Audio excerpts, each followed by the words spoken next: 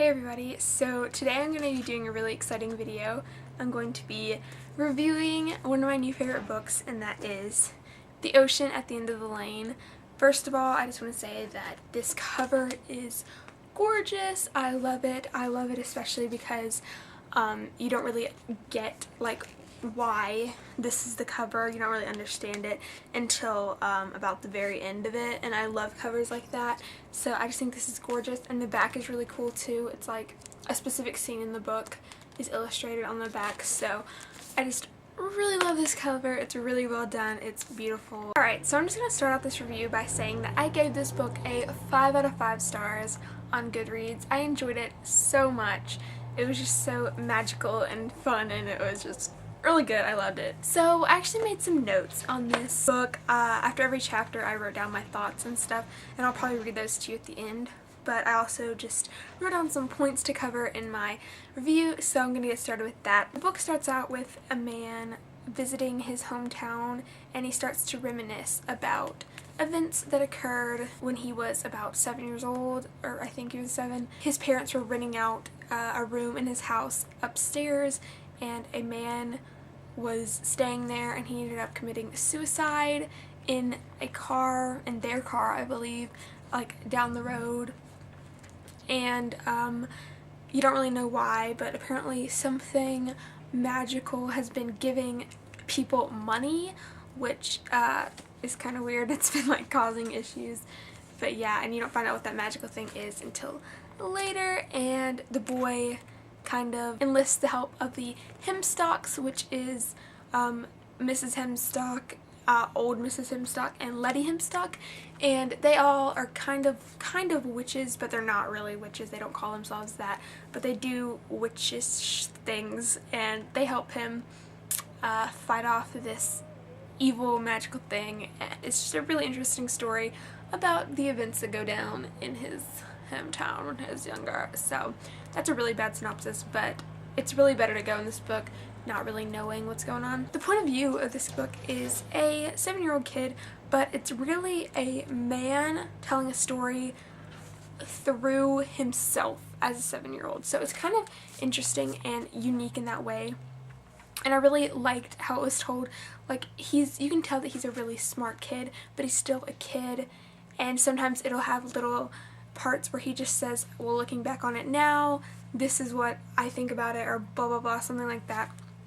So I think that was really cool and really good insight to have, like what he thought then, and then maybe what he should have thought if he was older. So I think I really liked that aspect of it. The characters, the main character, who I'm actually not sure what his name was. I think his name was George, but that's only because his dad in the book said something about something George. I don't know if that's like a nickname or something, but I'm thinking his name was George. I'm pretty sure the only time they ever mentioned his name maybe was when his dad called him something George, like Big George or something, but that could totally be just like a British nickname for people that do certain things. I'm really not sure, but I think his name's George, so I'm just gonna call him George.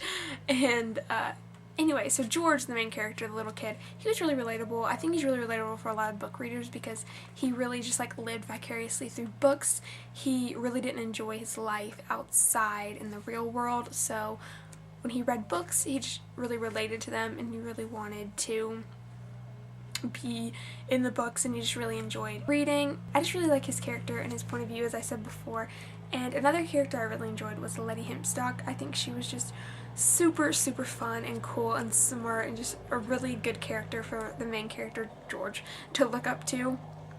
So Letty was just really cool, and then old Mrs. Hemstock was really cool as well. She was clever and funny, and I think she was really a comedic relief in the book because it was kind of serious at most parts, but she was just always really fun and funny, and I really enjoyed her character. As for the plot of this book, for me, I'm one of those people who really tries to look for holes in plots because I try to just find something wrong with things usually, and there were certain points in the book where I'm like, ooh, that question needs to be answered, and if it wouldn't get answered, or I would just make sure that it got answered.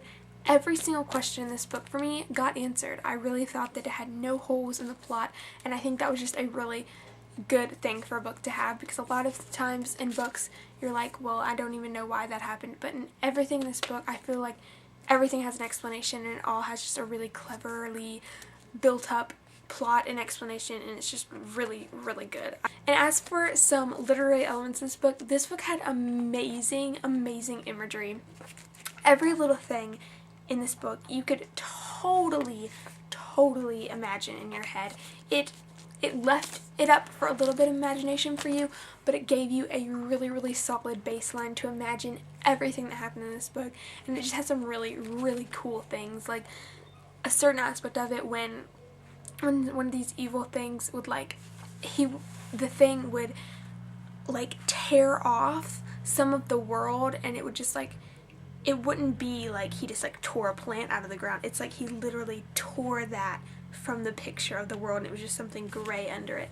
And it was just really cool how it was described. I did not do that any justice, but the way that Neil Gaiman describes it is just so vivid and awesome. He's just an amazing describer of things, and I think that really goes with his really unique, awesome writing style. He's an amazing, amazing writer. He's just such a good storyteller. He really tells the story amazingly, and I just love it so much. George is just an amazing little character. He's just really, he's so vivacious and fun, and I just love how he takes on this big role of trying to stop these evil things, and just like, it's amazing. And the ending is super, super clever and well thought out, and I just have so many feelings for this book.